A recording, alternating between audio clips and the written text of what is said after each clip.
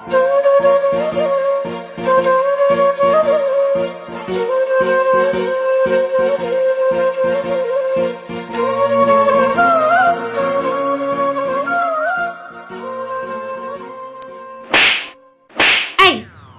ধাক্কা দিলি কেন? তোর সাহস তো কম না, অসভ্য ছেলে একটা। আমি কখন তোকে ধাক্কা দিলাম? আমরা তো সবাই যে যার মতো নাচছি, এরই মধ্যে আমি কখন আবার তোকে ধাক্কা দিলাম? আবার মিথ্যা কথা বলিস? তুই ধাক্কা দিসনি, তাহলে কি আমি তোর নামে মিথ্যা কথা বলছি? দেখ, আমি তোকে ধাক্কা দেইনি। আমার মনে হয় আমরা সবাই মিলে যেহেতু নাচ করছি, তাই কোনোভাবে ধাক্কা লেগে গেছে। মিথ্যা কথার না একটা সীমা থাকে, আমি খুব ভালো করেই জানি। তুই ইচ্ছা করেই আমাকে ধাক্কা দিয়েছিস। তোর আগে থেকে আমার উপর নজর ছিল, তাই না? তুই শুধু সুযোগের অপেক্ষায় ছিলি। যেই আজ সুযোগ পেয়েছিস যে সবাই মিলে নাচ করছে, এর মাঝখানে আমার গায়ে পড়ার চেষ্টা করছিস। ছি অপূর্ব, ছি। আরে থাম থাম, তোরা আর ঝগড়া করিস না। সমস্ত পার্টিতে আজকে ভেস্তে দিলি তোরা, তোর ভাল লাগে না। এই যে পাঠক পাঠিকাগণ, গল্পের নায়ক হলো অপূর্ব, মানে যাকে এই মেয়েটা অপমানিত করছে। আর এই যে শুভ, এ হলো অপূর্বর স্কুল আর টিউশন পড়ার ফ্রেন্ড। আর এই যে ঋতিকা, এ অপূর্বর জাস্ট টিউশন পড়ার ফ্রেন্ড, কিন্তু দুজনার স্কুল আলাদা। আসলে পড়ার ব্যাচে ঋতিকা আর অপূর্বর মধ্যে সবসময় পড়া নিয়ে একটা রেষারেষি চলে, কে তাড়াতাড়ি করে ভালোভাবে পড়া দেবে স্যারকে। এই নিয়ে ওর আর অপূর্বর মধ্যে রেষারেষি চলে। অপূর্ব যেহেতু স্যারকে ভালোভাবে পড়া দেয়, তাই ঋতিকা অপূর্বর উপর হিংসে থাকাটাই স্বাভাবিক। আর হিংসার কারণেই আজ এই ঝামেলা। সমস্ত বন্ধুর কাছে অপূর্বকে কিভাবে অপমান করা যায় তারই চেষ্টা করছে ঋতিকা। ঝগড়া করতে করতে অপূর্ব আর ঋতিকার মধ্যে ঝগড়াটা একটা বিশাল আকার ধারণ করলো, যার কারণে সমস্ত বন্ধুরা নাচ থামিয়ে অপূর্ব আর ঋতিকা দুজনের দিকে তাকিয়ে রয়েছে। বিশ্বাস কর শুভ, আমি ঋতিকাকে ধাক্কা দিইনি। জানি না ও কিভাবে পড়ে গেল। আমরা তো সবাই মিলে নাচ করছি বল, এরই মধ্যে আমি কখন ওকে ধাক্কা দিলাম? আমি তো সেটাই বুঝতে পারছি না। শুভ, তুই অপূর্বকে চুপ করতে পার, না হলে কিন্তু আমি আমার জুতোটা খুলে ওর মুখে সপাটে দুইটা বাড়ি দেব। জানি না আজ এই পার্টির মধ্যে আর কত অপমানিত হতে হবে আমাকে। বন্ধুদের মধ্যে আমাকে অপমান করার জন্য এরকম প্ল্যান ভেবে এসেছিল ঋতিকা। ছি, ভাবতেই লজ্জা করে। আচ্ছা তোরা এবার ঝগড়া থামা। আর ঋতিকা, সত্যি হয়তো অপূর্ব তোকে ধাক্কা দেয়নি। আমরা তো সবাই নাচ করছিলাম, হয়তো কোনোভাবে ধাক্কা লেগে তুই পড়ে গেছিস। আর সেটা যে অপূর্ব ফেলেছে তোকে, সেটা কি তুই নিজের চোখে দেখেছিস? হ্যাঁ, আমি জানি ওই অভদ্র জানোয়ার অপূর্ব আমাকে ধাক্কা দিয়ে ফেলেছে।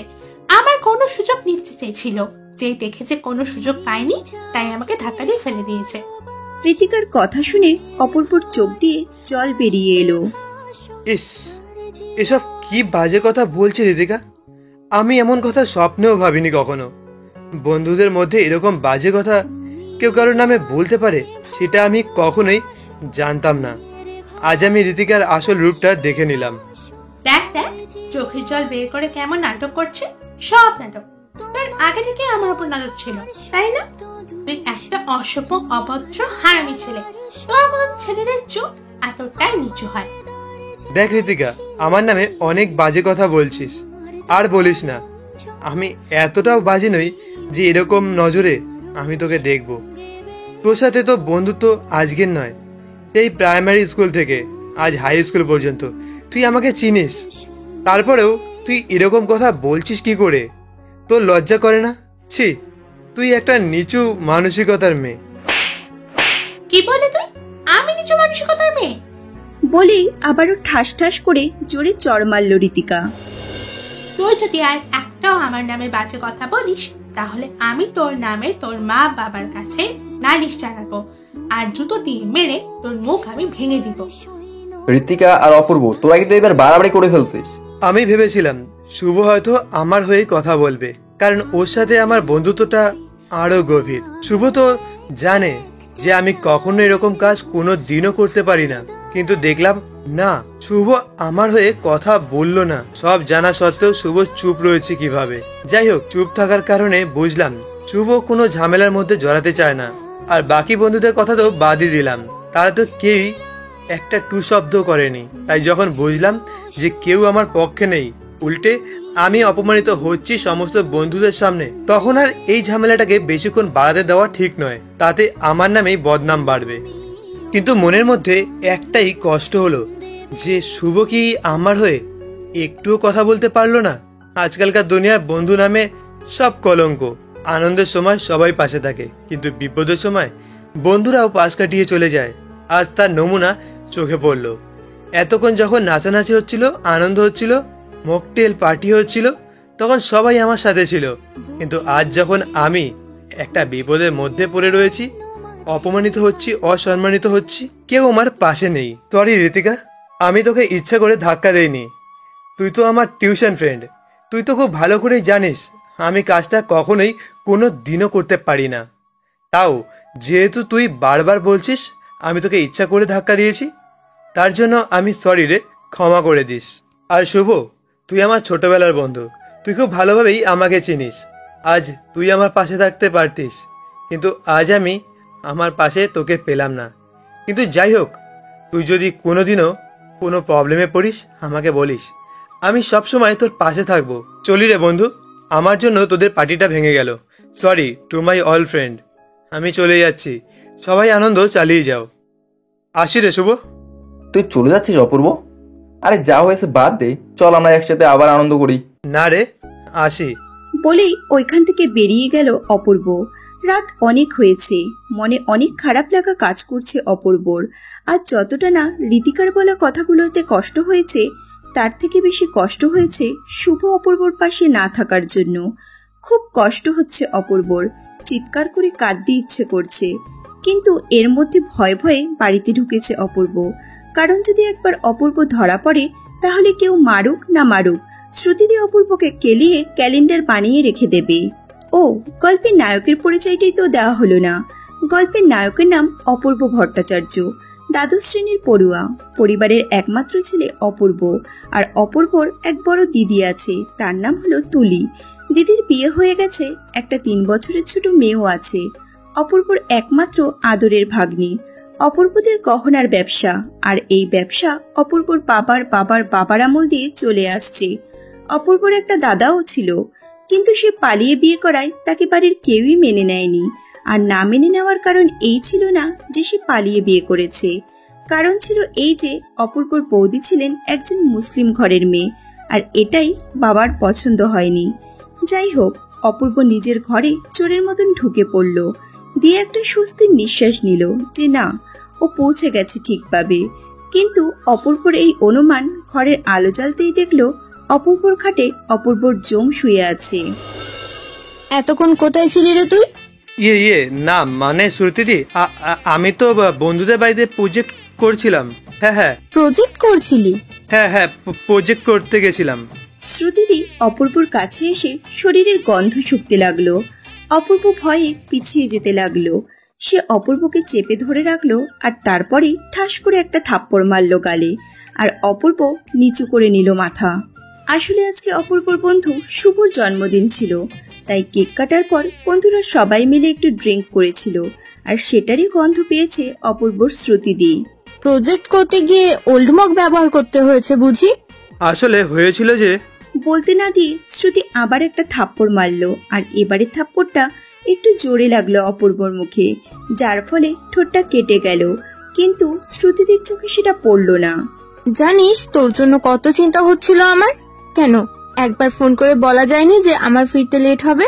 আসলে শ্রুতিদি, থাক, আমাকে আর মিথ্যে বলতে হবে না। আর শোন, চুপচাপ ঘুমিয়ে যাবি, মনে থাকে যেন।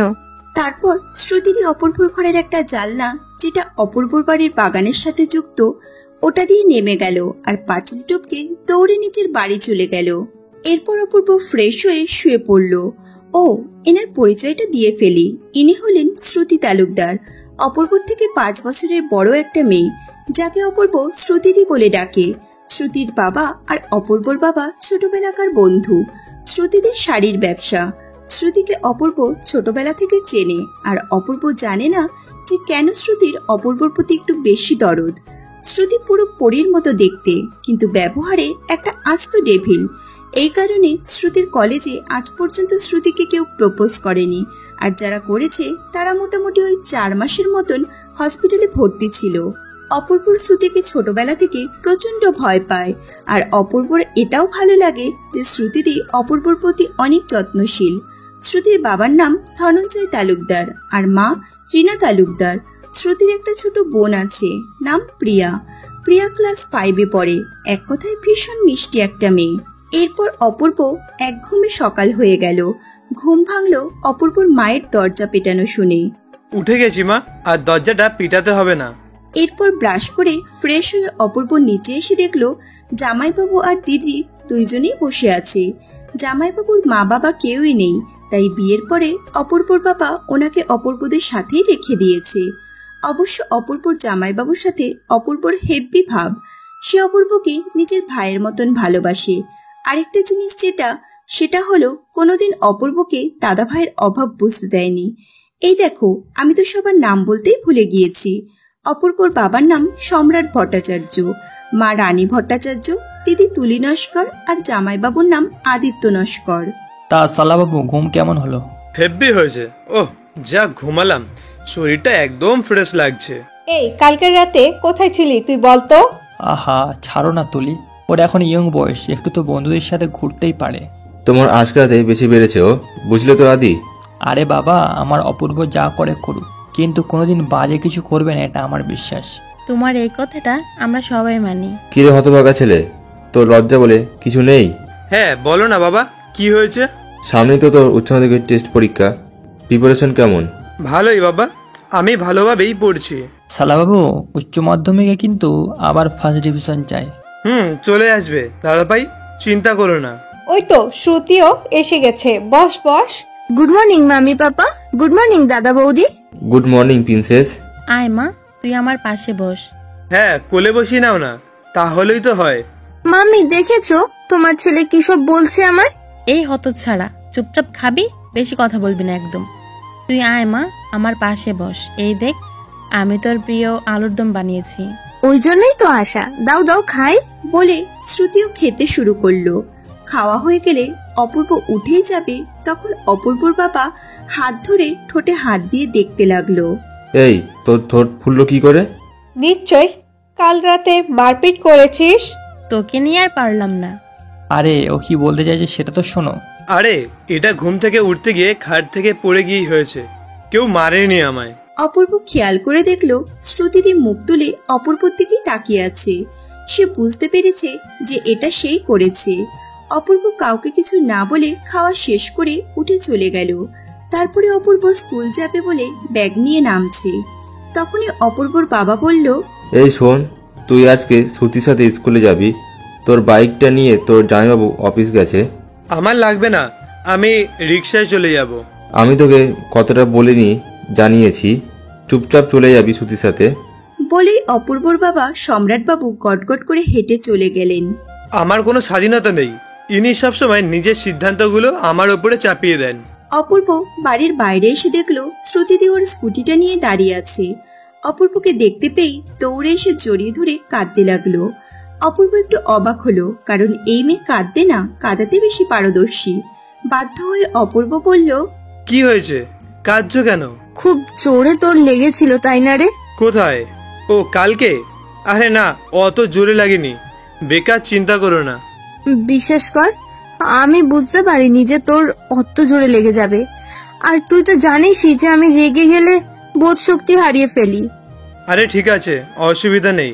আর এমনিতেও তুমি তো আমায় বিনা দোষে মারোনি, দোষ করেছিলাম তাই মেরেছো। কথাটা বলে শ্রুতি অপূর্বকে ছেড়ে দিয়ে নিজের চোখের জল মুছলো। হ্যাঁ, কিন্তু এটা ঠিকই বলেছিস তুই। তোকে আমি বিনা কারণে কোনো দিনও মারিনি। সত্যি শ্রুতি, তুই আসলেই একটা বুদ্ধু। এই তুই বস গাড়িতে চুপচাপ। অপূর্ব শ্রুতিদের গাড়িতে বসলো আর শ্রুতি চালাতে শুরু করলো। কিন্তু কিছুটা দূর গিয়ে হলো সমস্যা। এই তুই এত দূরে বসে আছিস কেন রে? আরে তুমি তো নতুন চালানো শিখেছো, পাশাপাশি বসলে তো তোমার অসুবিধা হবে। কোনো অসুবিধা হবে না, কাছাকাছি এসে বস। এই বলদটাও না কোথায় একটু জড়িয়ে ধরে বসবে তা না। কিছু বললে?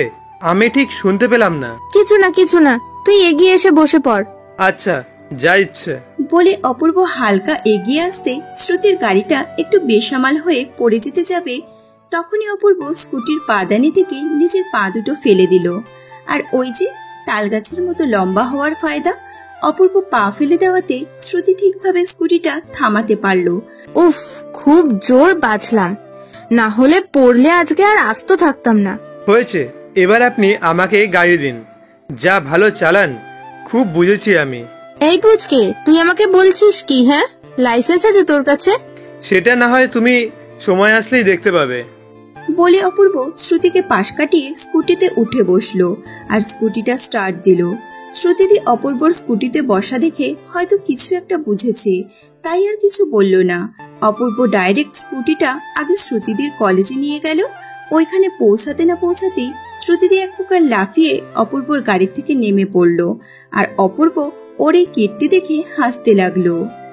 এই বদমাইশ, তোকে এত স্পিডে গাড়ি চালাতে কে বলেছে? কে আর বলবে, আমি নিজেই চালাই। আর হ্যাঁ, ভুলে যেও না আমার বাইক আছে, যেটা তোমার স্কুটির থেকেও বেশি সিসির। হয়েছে, এবার যা। আর হ্যাঁ, সামলে চালাবি। সত্যি নিয়ে যাবো স্কুটিটা?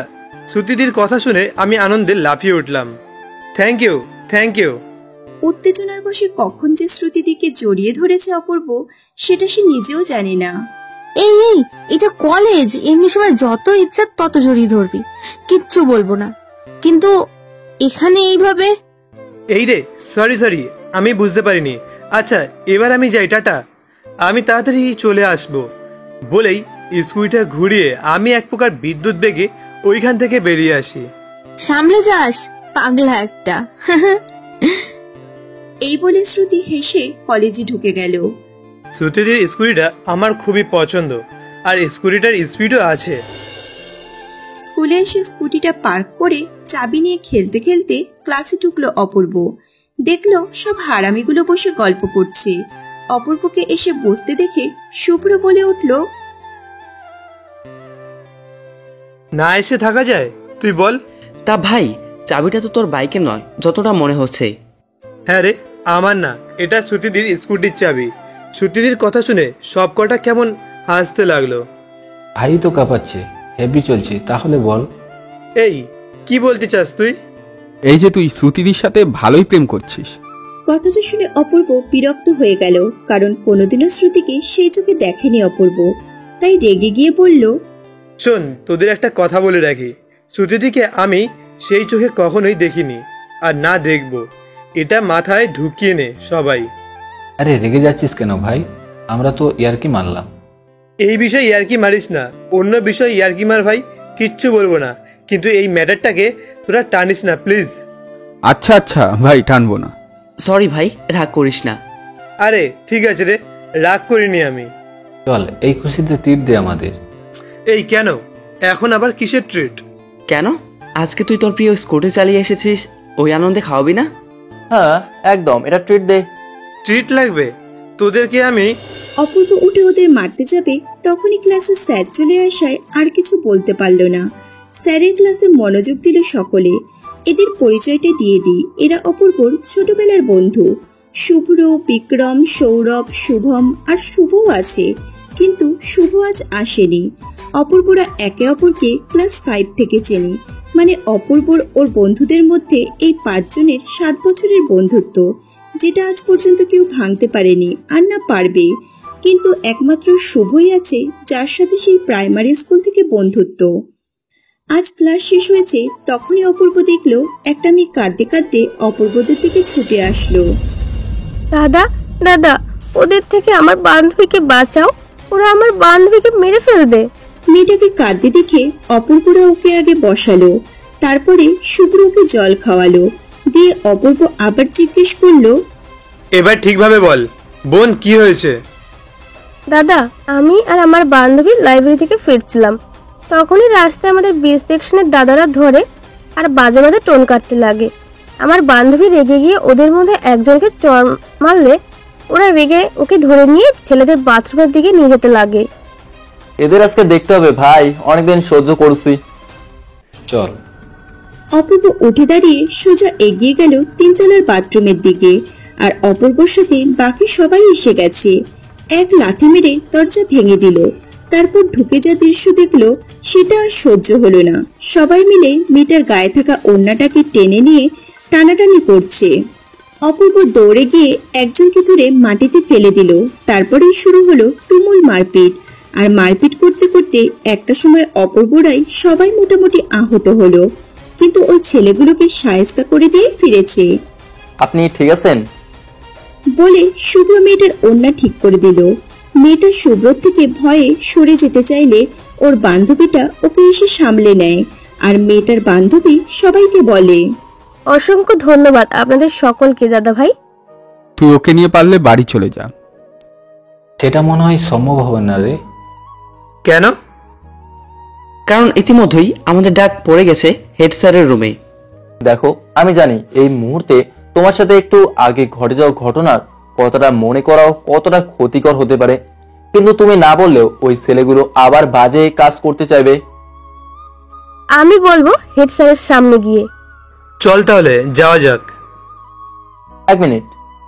বলে শুভ্র মেয়েটার গায়ে ইউনিফর্মের ওপরে ওর গায়ে থাকা কোটটা পরিয়ে দিল। আর সৌরভ শুভ্রর পিঠে থাপড়ে দিল। এরপরে সবাই একে একে এগিয়ে গেল হেড স্যারের রুমের দিকে। অপূর্বদের যাওয়ার আগে থেকেই দোষী ছেলেরা স্যারের রুমে দাঁড়িয়ে আছে। স্যার, আসতে পারি? তুমি অপূর্ব ভট্টাচার্য? হ্যাঁ স্যার, আমি অপূর্ব ভট্টাচার্য। আসো আসো, জানতাম তুমি এই মহান কাজ করতে পারো। সবাইকে মারা ছাড়া কোনোদিন ভালো কাজ কোনোদিনও করতে দেখিনি তোমায়। পুরোটা জানেন কি? কি হয়েছিল ওই মেয়েটির সাথে আপনি কি জানেন? না, জানি না। তাহলে আগে পুরোটা শুনুন, তারপরে ওকে যা পারেন বলেন, আমাদের কোনো অসুবিধা থাকবে না। হঠাৎ করে একটা ঠাস করে থাপ্পড় পড়ার আওয়াজ শোনা গেল। সবাই তাকিয়ে দেখলো মেয়েটা ওই দোষীদের মধ্যে একজনকে থাপ্পড় মেরেছে। পুরোটা জানতে চান? আমি বলছি। আমার নাম আহানা মুখার্জি, একাদশ শ্রেণীর ছাত্রী। আমি আর আমার বান্ধবী রাজশ্রী লাইব্রেরি থেকে ফিরছিলাম। তখন তিনতলার করিডোরে এই কজন দাঁড়িয়ে আড্ডা মারছিল। আমায় আর আমার বান্ধবীকে দেখে হঠাৎ করে কুবন্তনা অর্থাৎ টোন কাটতে শুরু করে। আমরা দুজনে এড়িয়ে যাওয়ার অনেক চেষ্টা করি, কিন্তু শেষে যখন ওরা আমাদের বাবা মাকে নিয়ে কথা বলে, তখন আমি আর নিজেকে থামাতে না পেরে এদের মধ্যেই একজনকে থাপ্পড় মারি। আর তার বদলে এরা আমাদের সাথে। আহানা কাঁদতে কাঁদতে ভেঙে পড়েছে। এটা দেখে অপূর্বকে থামিয়ে দেয় আর অপূর্ব নিজে বলতে শুরু করে। এরপরে এরা সবাই মিলে অহনাকে জেন্টস টয়লেটের দিকে নিয়ে যায়। আর ওর বান্ধবী রাজশ্রী আমাদের কাছে এসে সাহায্য চায়। আর তারপরে আমার সাথে আমার 4 বন্ধু আর ক্লাসের বাকি কয়েকজন ছেলেরাও চলে আসি। বাকিটা আপনি জানেন। এরপর হেড স্যার উঠে এসে জোরে একটা থাপ্পড় মারে দোষীদের মাঝের দাঁড়িয়ে থাকা এক ছেলেকে। নিজেকে কি ভাবো তোমরা? তোমাদের বাবারা শক্তিশালী বলে যা ইচ্ছা করবে? এটার জন্য জানো তোমাদের নামে পুলিশ কেসও হয়ে যেতে পারে। আহানা, তুমিই বলো, তুমি কি চাও এদের পুলিশ কেস হোক? এই কথাটা শুধু বলতে দেরি সবকটা ছেলে মিলে হেড স্যারের পায়ে পড়ে কাঁদতে লাগলো আর বলতে লাগলো উনি যেন এই কাজটি না করেন। পায়ে আমার না পড়ে ওই মেয়েটার পড়ো, যার সাথে তোমরা এই জানোয়ারদের মতো আচরণ করেছিলে। ছেলেগুলো আহানার দিকে তাকালে আহানা বলে, আমার আর কিছু বলার নেই এই বিষয়। অপূর্বতা যেটা ভালো বুঝবে সেটা বলবে। অপূর্ব নিজের জামার হাতাটা গুটিয়ে ওদের সামনে হাঁটু গেড়ে বসে বলতে শুরু করলো। মনুষ্যত্ব কাকে বলে সেটা তোরা এই মেয়েটাকে দেখে শিখে নিতে পারিস। যার এত বড় ক্ষতি তোরা করতে গেছিলিস, সে আজকে নিজে চাইলে তোদের ক্ষতি করতে পারতো, কিন্তু করলো না। যাই হোক, শুনে রাখ, আজকে আর এখনই তোরা এই স্কুল ছেড়ে চলে যাবি। আর হ্যাঁ, এই না যে তোরা পড়াশোনা ছেড়ে দিবি, অন্য স্কুলে ভর্তি হবি। আর হ্যাঁ, নিজেদের মা বাবার কাছ থেকে একটা দরখাস্ত লিখে আনবি। আর ওটাতে কি লেখা থাকবে আশা করি তোদের কাউকে বলে দিতে হবে না। আরেকটা কথা, আহানার চারপাশে আর এই স্কুলের 30 সীমানায় তোদের কাউকে যদি আর দেখেছি, তাহলে নেক্সট ডোজটা এর থেকে বেশি পাওয়ারফুল হবে। আসলাম স্যার, আশা করি নেক্সট টাইম যেন আপনার উপস্থিতিতে এই স্কুলে এমন ঘটনা না ঘটে। না হলে চিরকালের মতো আপনার বাড়িতে বসে থাকার ব্যবস্থা করব। আর এটা আমার নিজের দায়িত্বে করব। আসি স্যার, ভালো থাকবেন। আর প্রার্থনা করবেন যেন এমন কোনো বিষয়ে আপনার সাথে আর আমার দেখা না হয়। এই বলে অপূর্ব বাকি সবাইকে নিয়ে হেড স্যারের কেবিন থেকে বেরিয়ে গেল। শুভ্রর বলাতে রাজশ্রী আহানাকে নিয়ে ওয়াশরুমে গিয়ে ওর মুখ ধুইয়ে আনলো। এনে বোন জল খেয়ে নে একটু। বলে শুভম আহানাকে জলের বোতলটা এগিয়ে দিল। আহানা শুভমের হাত থেকে বোতলটা নিয়ে কাপা কাপা হাতে জল খেতে লাগলো। আর সেটা দেখে শুভ্র ওর কাঁধে হাত রেখে ওকে আশ্বাস দিল যে ও এখন সম্পূর্ণ বিপদমুক্ত। জল খাওয়া শেষ করে আহানা শুভমের হাতে বোতলটা দিয়ে একটা স্বস্তির নিঃশ্বাস নিয়ে বলল, তোমাদের যে কি বলে ধন্যবাদ দেব বুঝতে পারছি না। দাদা বলে ডেকেছিস যখন, তখন ধন্যবাদ দেওয়ার কোনো দরকার নেই আমাদের, তাই না শুভ্র? শুভ্র এক দৃষ্টিতে আহানার দিকে তাকিয়েছিল। ওর ভালো লেগেছে মেয়েটাকে। আহানার চোখে একটা আলাদাই জাদু আছে, যেটার জালে শুভ্র কাবু হয়েছে। অপূর্বর ডাকে নিজের সম্মতি ফিরে পেল। হ্যাঁ হ্যাঁ, কি বলছিস? ও বলেছে তুই আহানাকে নিজের বোন মনে করিস। ইয়ে না মানে ভাই, আমার না মনে হয় ক্লাসে মোবাইলটা রয়ে গেছে, আমি বরং গিয়ে নিয়ে আসি, দাঁড়া। বলেই শুভ্র এখান থেকে এক দৌড়, কারণ ও বুঝে গেছে এখানেও থাকলে এই সব কটা মিলে ওকে আহানা সাইয়া না বরং ভাইয়া বানিয়ে ছাড়বে। আরে শুভ্র, দাঁড়া দাঁড়া বলছি। ছাড়, ওকে যেতে দে। আচ্ছা, তোরা কি বাড়িতে যাবি? না দাদা, আমরা বাড়ি যাব, না হলে সবাই ভাববে আমি খারাপ একজন, আমার মধ্যে বাজে কিছু আছে। সবাইকে ভুল প্রমাণ করতেই আমরা ক্লাসে যাব। এখন আসি। হ্যাঁ চলে রাজশ্রী। বলে আহানা রাজশ্রীকে নিয়ে চলে গেল। আর অপূর্বরাও নিজেদের ক্লাসে ফিরে এলো। অপূর্বরা ক্লাসে এসে বসতে একজন ছেলে উঠে দাঁড়িয়ে বলতে শুরু করলো, আরো একবার অপূর্বরা প্রমাণ করে দিল যে ওরা থাকতে এই স্কুল থাকতে কারোর কোনো ক্ষতি হবে না। একটা হাততালি হয়ে যাক সবার জন্য। সবাই উঠে দাঁড়িয়ে অপূর্বদের জন্য হাততালি দিতে লাগলো। সবাইকে থামিয়ে অপূর্ব বলতে শুরু করলো, আমরা আছি মাত্র এই বছরটাই, তারপরে মোটামুটি সবাই কলেজে চলে যাব। কিন্তু হ্যাঁ, একটা কথা দিতে পারি যে আমাদের চলে যাওয়ার পরেও এই স্কুলে কোনোদিনও কোনো বাজে কিছু ঘটবে না। আর হ্যাঁ, তোদের সবাইকেই আমার কাছে একটা রিকোয়েস্ট, কেউ যেন এই ঘটনাটাকে বাইরে ছড়াস না, না হলে মেয়েটার ক্ষতি হতে পারে। বলে অপূর্ব বসে পড়ল। আর অপূর্ব বসতেই শুভ্র দাঁড়িয়ে পড়ে ক্লাস থেকে দৌড়ে বেরিয়ে কোথায় যেন চলে গেল। বাকিরা ওর পেছনে যেতে চাইলে অপূর্ব ওদেরকে আটকে দেয়, কারণ অপূর্ব জানে যে শুভ্র এখন কোথায় গেছে। আর এইদিকে আহানা আর রাজশ্রী ক্লাসে আসার পর থেকেই সবাই নানান কথার মাধ্যমে ওদের দুজনকে টোন কাটছে। হঠাৎ ক্লাসের টেবিলে একটা আওয়াজ শুনতে পেরে সবাই সামনের দিকে তাকালো। আহানা মাথা নিচু করে বসেছিল বলে রাজশ্রী ওকে ডেকে সামনের দিকে তাকাতে বলল। আর এইদিকে আহানা আর রাজশ্রী ক্লাসে আসার পর থেকেই সবাই নানান কথার মাধ্যমে ওদের দুজনকে টোন কাটছে। হঠাৎ ক্লাসের টেবিলে একটা আওয়াজ শুনতে পেরে সবাই সামনের দিকে তাকালো। আহানা মাথা নিচু করে বসেছিল বলে রাজশ্রী ওকে ডেকে সামনের দিকে তাকাতে বলল। আহানা মাথা তুলে যা দেখলো ওটাই ওর মুখে হাসি ফুটে গেল, কারণ সামনে শুভ্র দাঁড়িয়েছিল। শুভ্র নিজের পাওয়ার চশমাটা খুলে একটু পরিষ্কার করলো আর নিজের চুলটা ঠিক করে বলতে শুরু করলো, চশমাটা পরিষ্কার করেও না, মানুষদের দেখার জায়গায় অমানুষদেরই দেখতে পেলাম, যাদের মানসিকতা একদম নিচু। আচ্ছা একটা কথা তোরা বল, যেই ঘটনাটা আজকে আহানার সাথে ঘটেছে সেটা তোদের বা তোদের মা বোনদের সাথে ঘটতো, তাহলে কি তোরা আজকে যেমন ওকে টোন কেটে লজ্জিত করছিস তাদের সাথেও করতিস? অবশ্যই না, কারণ তোদের আপনজন ওরা। কিন্তু তোরা এটা ভুলে গেছিস যে ও কিন্তু কারোর বোন হয়, আর কারোর বলতে এইখানে আমার না অপূর্ব আর বাকিদের কথা বলছি।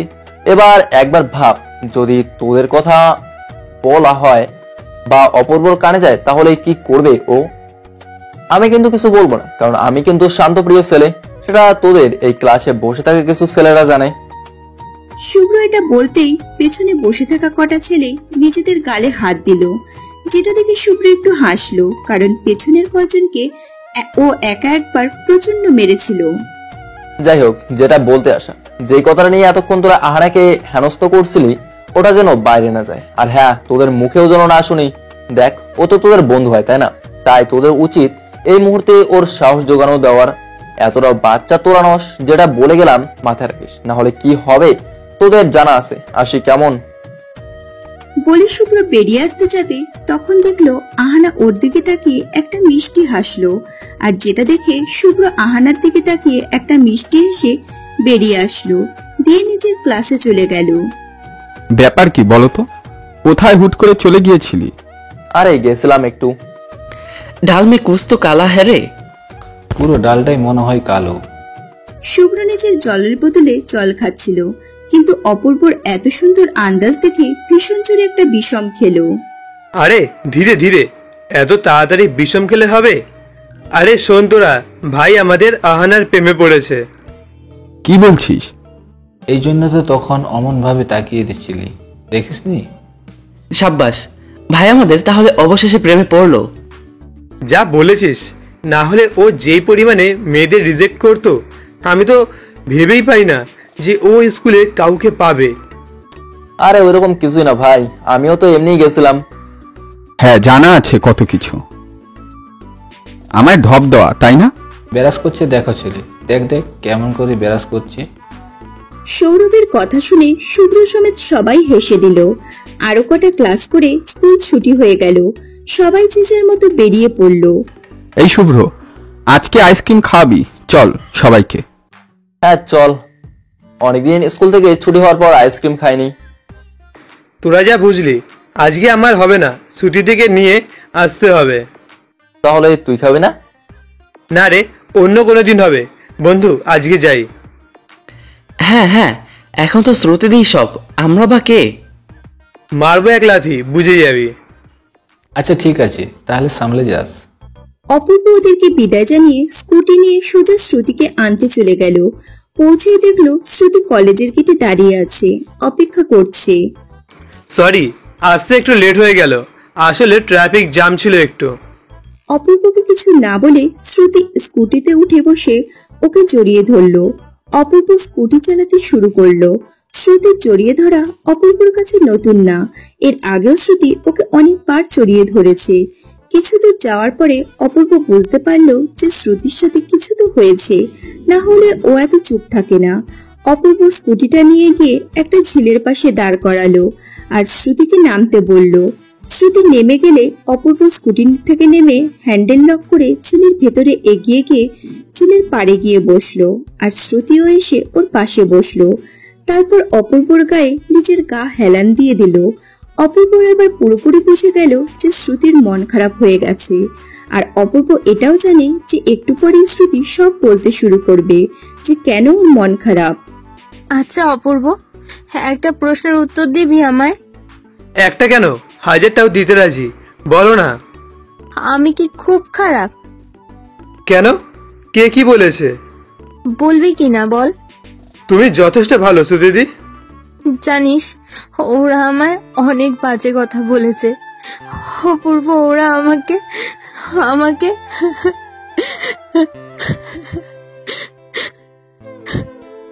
শ্রুতিকে কাঁদতে দেখে অপূর্ব ওকে জড়িয়ে ধরলো আর শ্রুতি অপূর্বর মুখে মুখ গুজে কাঁদতে শুরু করলো। অপূর্ব শ্রুতির মাথায় হাত বুলিয়ে দিতে লাগলো। জানিস, ওরা আমায় বলেছে আমি নাকি প্লে গার্ল, তোকে ব্যবহার করে আমি নাকি তোকে ফেলে দেবো। বিশ্বাস কর অপূর্ব, আমি তোকে ব্যবহার করছি না।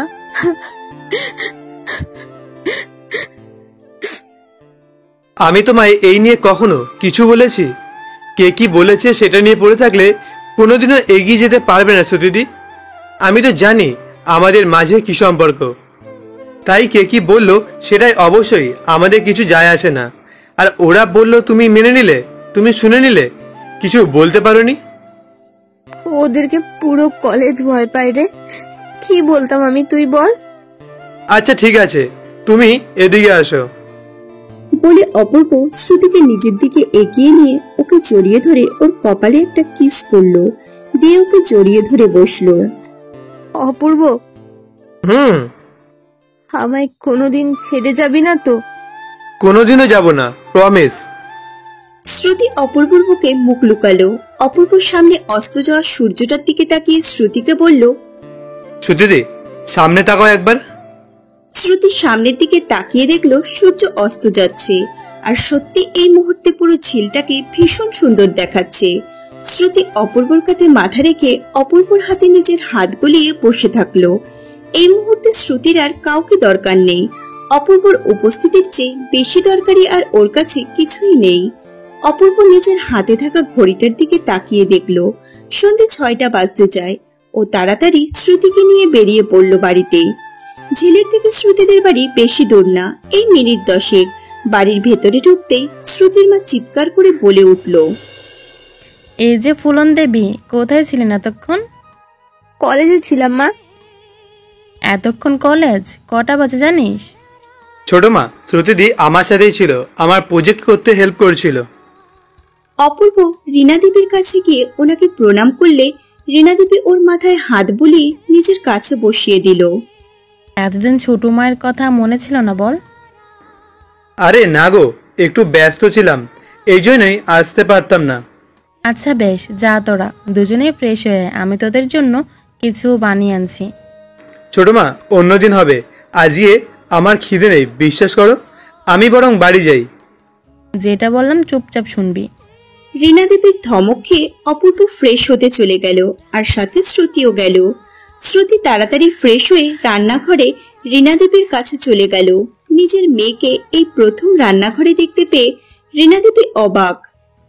কি ব্যাপার বলতো দেখি? কি গো মা? যে মেয়ে জলটাও নিয়ে খায় না, সে আজকে রান্নাঘরে এসেছে? আরে না, মানে এমনি আসলাম আর কি। বুঝেছি বুঝেছি, হবু পড়ে এসেছে বলে কথা। ধুর, তোমার ছেলে তো বোঝেই না, উল্টে সবার সামনে আমি দিদি দিদি বলে ডাকে। কেমন রাগটা ধরে বলো তুমি? বুঝবে বুঝবে, সব বুঝবে, একটু সবুর কর শুধু। আর হ্যাঁ, আমি চিকেন কেটে রেখেছি, তোর বরের জন্য চিলি চিকেন বানিয়ে ফেল দেখি, আমি ফ্রাইড রাইস বানাচ্ছি। জানো মা, ও না আজকে নিজে থেকে আমায় জড়িয়ে ধরে আদর করছিল, আমার মাথায় হাত বুলিয়ে দিচ্ছিল, আর জানো ও আমার কপালে কিসও করেছে। তুই কি লজ্জার মাথা খেয়েছিস? মায়ের সামনে কিসব বলছিস তুই? তুমি তো আমার মা, তোমার কাছে আমি কি কখনো কিছু লুকিয়েছি বলো? পাগলি একটা, যা তোর বরকে খাইয়ে আয়। আর এই নে, এটা তোর, দুজনেই খেয়ে নিস, আমি উপরে গেলাম। আচ্ছা ঠিক আছে। রীনা দেবী গ্যাস চুলাটা বন্ধ করে দিয়ে চলে গেল, আর শ্রুতি খাবারের প্লেট দুটো নিয়ে গিয়ে অপূর্ব যেখানে বসেছিল ওইখানে রাখলো।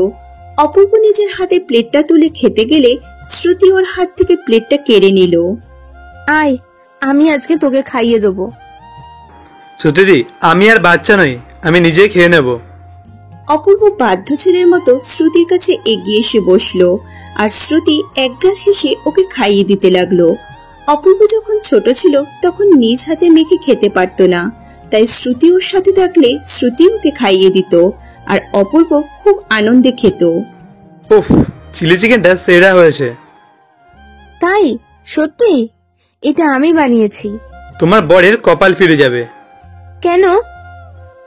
এই যে তুমি এত সুন্দর রান্না করতে জানো, তারপরে তোমাকে যে সুন্দর দেখতে, যে তোমাকে নিজের স্ত্রী হিসাবে পাবে, তার কপাল ফিরে যাবে। আমি তো তোরই, অন্য কেউ পেতে যাবে কেন? মানে? না না, কিছু না, তুই খা। তুমি আরেকটু এগিয়ে এসে বসো তো। নে, বসলাম। অপূর্ব আর একটা প্লেট তুলে নিয়ে অল্প ফ্রাইড রাইস মাখিয়ে শ্রুতিকে খাইয়ে দিল, আর শ্রুতিও অপূর্বকে খাইয়ে দিল। অপূর্ব আর শ্রুতিকে একে অপরের এত সুন্দর যত্ন দিতে দেখে রীনা দেবী আড়াল থেকে প্রার্থনা করলো যাতে এদের এই ভালোবাসার মাঝে কেউ না আসে। আচ্ছা, তাহলে এবার আমি আসি শ্রুতিদি, কালকে দেখা হবে। এই এই দাঁড়া, তোর জন্য একটা জিনিস এনেছি আমি। বলে শ্রুতি নিজের ব্যাগ থেকে একটা বক্স বার করে অপূর্বকে দিয়ে দিল। অপূর্ব বক্সটা নিয়ে ঘুরিয়ে ঘুরিয়ে দেখতে লাগলো। নে, খুলে দেখ একবার। অপূর্ব বক্সটা খুলে দেখলো এটা ওর পছন্দের ঘড়িটা, যেটা ও সেই দিন শপিং করতে গিয়ে দেখেছিল, কিন্তু ঘড়িটা অনেক দামি ছিল, মিনিমাম 15,000 টাকা, তাই ও আর কেনেনি। এটা তো সেই ঘড়িটা। হ্যাঁ, যেটা তোর শপিং করতে গিয়ে পছন্দ হয়েছিল। কিন্তু এটা তো অনেক দামি। আরে আমি ডিজিটাল মার্কেটিং শুরু করেছি, তাই ভাবলাম একটা গিফট তো দেওয়াই লাগে, তাই তোর জন্য কালকে এটা এনেছি। থ্যাংক ইউ সত্যি। উফ, আরে আরে, কি হলো? এত জোরে কেউ জড়িয়ে ধরে? আর তুই কি শক্ত সেই পালোয়ানদের মতন হয়ে গেছিস। আচ্ছা তাহলে এবার আমি আসি, বুঝলে? কালকে দেখা হবে। এত তাড়াতাড়ি চলে যাবি? ম্যাডাম, আপনার আর আমার দুজনেরই সামনে পরীক্ষা, আমার টেস্ট আর আপনার ফাইনাল সেমিস্টার গ্র্যাজুয়েশনে, তাই এখন আমাদের দুজনেরই পড়তে বসা উচিত। হ্যাঁ হ্যাঁ যা, এত জ্ঞান মারতে হবে না। অপূর্ব ঘড়ির বাক্সটা টেবিলে রেখে শ্রুতির পাশে বসে ওকে বলল, পরীক্ষা হয়ে গেলে দুজনে গিয়ে 1 সপ্তাহের জন্য কোথাও ঘুরে আসবো, ওকে? ঠিক তো? অপূর্বের প্রমিস এটা। কি মজা। বলে শ্রুতি অপূর্বর মাথার চুল ঘেটে দিয়ে খিলখিল করে হেসে দিল। আর অপূর্ব হেসে ঘড়ির বাক্স আর নিজের ব্যাগটা নিয়ে চলে গেল। বাড়িতে এসে আবার একবার ফ্রেশ হয়ে অপূর্ব পড়তে বসলো, কারণ ওকে এবার উচ্চ মাধ্যমিকে ভালো রেজাল্ট করতে হবে, যাতে শ্রুতি কলেজে অ্যাডমিশন পেয়ে যায়।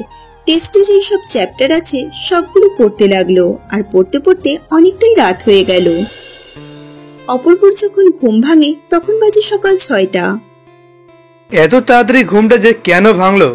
যাই হোক, আবার না ঘুমিয়ে তার থেকে ভালো ছাদে গিয়ে একটু ওয়ার্কআউট করে নেই। এমনিতেই জিমে যাই না, 1 সপ্তাহ হয়ে গেল। যেই ভাবা সেই কাজ। অপূর্ব জিম করার একটা গেঞ্জি, ফুল প্যান্ট, তোয়ালে আর জলের বোতল নিয়ে ছাদে চলে গেল। তারপরে এক্সারসাইজ করতে শুরু করলো। শ্রুতির ঘুম যখন ভাঙলো তখন বাজে 8টা। ব্রাশে মাজন নিয়ে মুখে পুরে ছাদে চলে গেল। ছাদে উঠতেই শ্রুতির চোখ ছানা বড়া। ও দেখলো অপূর্ব নিজের ছাদে এক্সারসাইজ করছে, আর পাশের বাড়ির মেয়েগুলো ওর দিকে লোলুপ দৃষ্টিতে তাকিয়ে আছে। এইদিকে অপূর্বর এইসবে কোনো ভ্রুক্ষেপ নেই, ওর নিজের মনে এক্সারসাইজ করছে।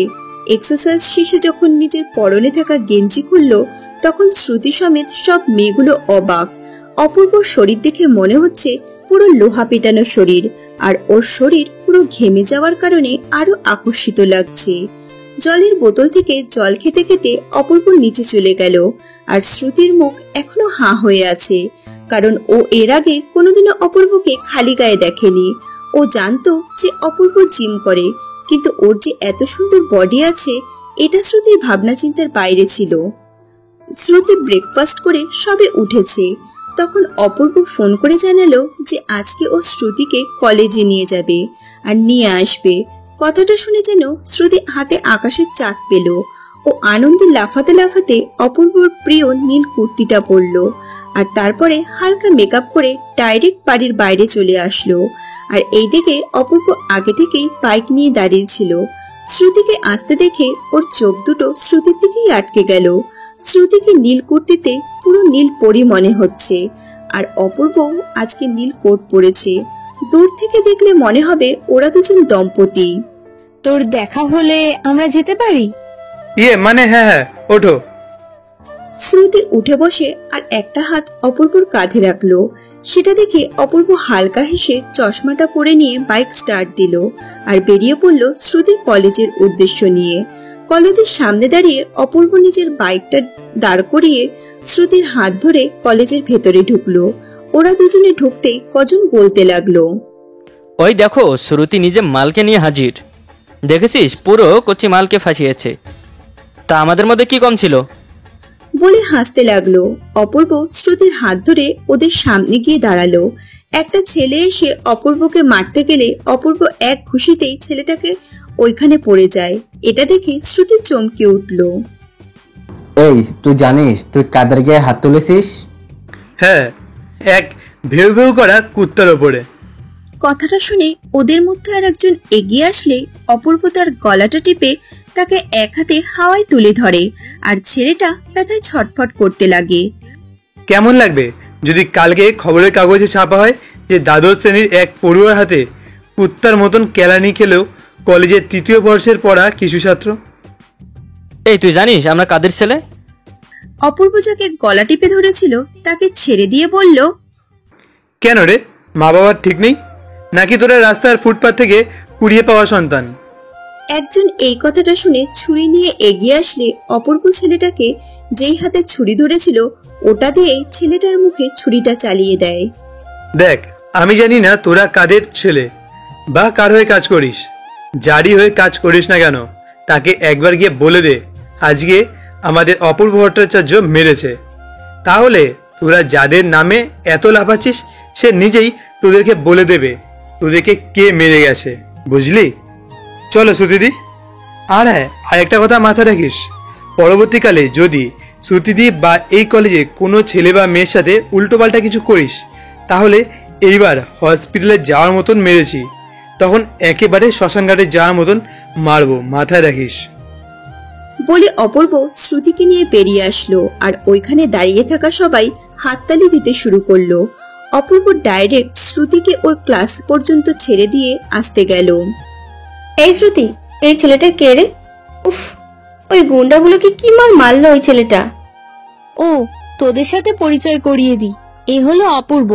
আর অপূর্ব, এরা হলো আমার বন্ধু ঋতুপর্ণা, সপ্তমী আর জয়া। হ্যালো অপূর্ব। হ্যালো দিদি, আপনাদের সাথে দেখা করে ভালো লাগলো। আচ্ছা সুদিদি, আমি বরং আসি, কলেজ শেষে তোমায় নিয়ে যাব, কেমন? টাটা। আর কোনো অসুবিধা হলে ফোন করে দেবে, চলে আসবো। বলে অপূর্ব নিজের বুক পকেটে গুজে রাখা চশমাটা পরে বাইকের চাবি ঘোরাতে ঘোরাতে বেরিয়ে গেল। আর এইদিকে শ্রুতির সব বান্ধবীরা তো অপূর্বর উপর ফিদা। এই শ্রুতি, এই ছেলেটা কে রে? উফ, কি চরম দেখতে রে। আর মারপিটও সেরা করে। খবরদার, ওর দিকে চোখ দিয়েছিস তো, ও আমার জিনিস, ওকে শুধু আমিই দেখবো।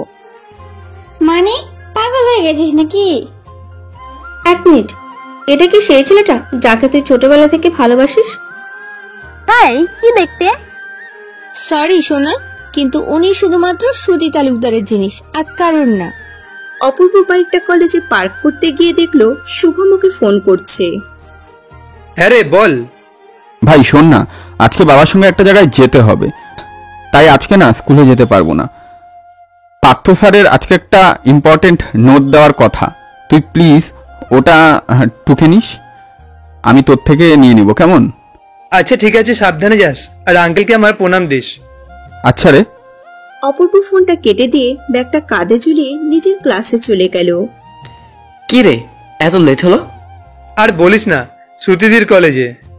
তারপরে পুরো ঘটনাটা অপূর্ব ওদেরকে বলল, সাথে এটাও বলল যে ওরা নাকি কার হয়ে কাজ করছে। ওরা মনে হয় তোর আসল পরিচয়টা জানতো না। জানলে শ্রুতিদির পেছনে লাগতো না। কলেজে উঠে সবাই নিজেকে কি না কি ভাবে। যা বলেছিস বিক্রম, জানিস কথায় কথায় খালি বলছে আমরা কার ছেলে, জানিস? হাসতে থাক। এরপরে ঘন্টা পড়ে গেল, অপূর্বরা জাতীয় সঙ্গীত গাইল, তারপরে ক্লাস করতে লাগলো। স্কুল ছুটি হয়ে গেছে দেখে অপূর্ব নিজের ব্যাগটা গুছিয়ে বাকি তিনজনের সাথে বেরিয়ে পড়ল। হ্যাঁ ঠিকই তো, না হলে তো স্কুল কামাই করে না। আরে ও আঙ্কেলের সাথে কোথায় একটা যাবে বললো, ওই জন্যই আসতে পারেনি। আচ্ছা বুঝলাম। এই এই দাঁড়াও। অপূর্বরা দেখলো আহানা আর রাজশ্রী দৌড়ে আসছিল। আহানা ঠিক এসে দাঁড়িয়ে যায়, কিন্তু রাজশ্রী তাড়াতে না পেরে সৌরভের উপর পড়ে যেতে গেলে সৌরভ ওকে ধরে ঠিকভাবে দাঁড় করিয়ে দেয়। কি ব্যাপার বলতো দেখি, এমন করে দৌড়ে আসলি যে? এ নাও মা, তোমাদের জন্য নাড়ু বানিয়ে পাঠিয়েছে। আরে বাস, নারিকেলের নাড়ু? বলে ওরা চারজন আহানার এগিয়ে ধরা টিফিন কারি থেকে নাড়ু তুলে খেতে লাগলো। শুভ্র, এ নাও তোমার লাড্ডু। ইরি আমাদের নাড়ু, আর ওকে নাড্ডু। আরে না, উনি বলেছিলেন যে ওনার লাড্ডু পছন্দ, তাই আমি বানিয়ে এনেছি। চালিয়ে যাও বন্ধু। এই তুই যা, শ্রুতিদিকে আনতে যা। এই হ্যাঁ, ভালো মনে করিয়েছিস, আমি আসি বুঝলি, টাটা সবাইকে। বলে অপূর্ব দৌড়ে বেরিয়ে গেল। আরে অপূর্বদা দাঁড়াও তো, কে এই শ্রুতিদি? আমাদের হবু বৌদি, মানে অপূর্ব ওর সিনিয়র বউ। মানে অপূর্ব তার গার্লফ্রেন্ড আছে নাকি? জিএফ না, অপূর্ব ওনাকে দিদির চোখে দেখে। অপূর্ব শ্রুতির কলেজের গেটের সামনে দাঁড়িয়ে ফোনে গেম খেলছিল। শ্রুতি ফোন করে জানিয়েছে ওর একটু দেরি হবে। শ্রুতি, ওই দেখ তোর বর দাঁড়িয়ে আছে। শ্রুতি পর কথাটা শুনে একটু লজ্জা পেয়ে ওদেরকে বিদায় জানিয়ে অপূর্বর কাছে যায়। আর এইদিকে অপূর্ব এক মনে গেম খেলে যাচ্ছে। শ্রুতি যে ওর সামনে দাঁড়িয়ে আছে এতে ওর কোনো ভ্রুক্ষেপ নেই। শ্রুতি ফোনটা কেড়ে নিতেই ও বলে উঠল, আরে সুদিদি, একটু হলেই জিতে যেতাম। এই এত গেম খেলার কিসের? বলে শ্রুতি অপূর্বর মাথায় একটা গাঁটটা মারল। লাগে তো। বেশ হয়েছে, চল বাড়ি যাব। হ্যাঁ চলো। বলে অপূর্ব বাইকে উঠে বাইক স্টার্ট দিল আর শ্রুতি উঠে ওকে জড়িয়ে ধরে বসলো। কিছুক্ষণের মধ্যে অপূর্বকে বাড়িতে পৌঁছে দিল। এই সন্ধ্যেবেলায় ফ্রি থাকবি? কেন? একটা পার্টি আছে, ওইখানে আমি আর তুই যাব। ওকে। বলে শ্রুতিকে বিদায় জানিয়ে অপূর্ব বাড়ি চলে গেল। বাড়ি পৌঁছে হালকা কিছু একটা খেয়ে ও একটু পড়তে বসলো।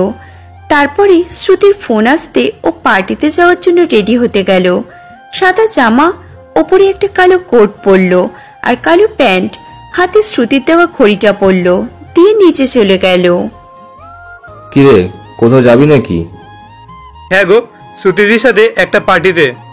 ড্রিঙ্কস করবি না ভুলেও। হ্যাঁ গো, করবো না। অপূর্ব, এ নাও গাড়ির চাবি। বাইক নিয়ে যেও না, ইমপ্রেশনটা ফিকে পড়ে যাবে। থ্যাংক ইউ দাদাই। আচ্ছা আমি এখন আসি, দেরি হয়ে যাচ্ছে। টাটা সবাইকে। বলে অপূর্ব চলে গেল। তারপর পার্কিং এ গিয়ে ওর জামাইবাবুর মাস্ট্যাংটা নিয়ে শ্রুতির বাড়ির সামনে চলে গেল, দিয়ে দাঁড়িয়ে অপেক্ষা করতে লাগলো। কিছুক্ষণ পর শ্রুতি বেরিয়ে আসলো। অপূর্ব তাকিয়ে দেখলো শ্রুতি ওর দেওয়া লাল শাড়িটা পরেছে। অপূর্ব যা ভেবে শাড়িটা কিনেছিল ওর থেকেও বেশি সুন্দর লাগছে শ্রুতিকে। কিরে, তুই কার চালাবি? অবশ্যই, আসো। বলে অপূর্ব গাড়িতে বসে পড়ল আর শ্রুতি ওর পাশের সিটে বসলো। অপূর্ব নিচে শ্রুতির সিট বেল্টটা লাগিয়ে দিয়ে গাড়ি চালাতে শুরু করলো। শ্রুতির বলা অ্যাড্রেসে অপূর্ব গাড়িটা নিয়ে গেল। দাঁড়াও, গাড়িটা পার্ক করিয়ে দিয়ে তারপরে যাব। অপূর্ব গাড়িটা পার্ক করে বেরিয়ে আসলে শ্রুতি অপূর্বর হাতে হাত গলিয়ে পার্টিতে এন্ট্রি করে। এই তো শ্রুতি এসে গেছে। ও হাই অপূর্ব। আরে অপূর্ব, তুমিও এসেছো দেখছি। হ্যাঁ, আসতে হলো আর কি। ওরা কথা বলছিল, তখনই একটা ছেলে এসে অপূর্বকে জিজ্ঞাসা করলো, স্যার বাইরে ব্ল্যাক মনস্টার যেটা দাঁড়িয়ে আছে সেটা কি আপনার? আমার জামাইবাবুর। কেন? না স্যার, গাড়িটা দারুণ গাড়ি। ধন্যবাদ। অপূর্ব, তোমার কাছে মাস্তানও আছে? ওর নিজের BMW আছে। ওটা নিজের টাকায় নেওয়া। তুমি কাজ করো? হ্যাঁ, আমি একটা ন্যাশনাল কেমিক্যাল কোম্পানির ম্যানেজার। এই বয়সে ছোট, কিন্তু ওর অভিজ্ঞতা অনেক কিছুর আছে। হ্যাঁ, সে তো কলেজে দেখতেই পেলাম, যেইভাবে ছেলেগুলোকে ধুলো। ওটা তো সাধারণ জিনিস। এই তো ড্রিঙ্কস এসে গেছে। অপূর্ব, তুমিও না?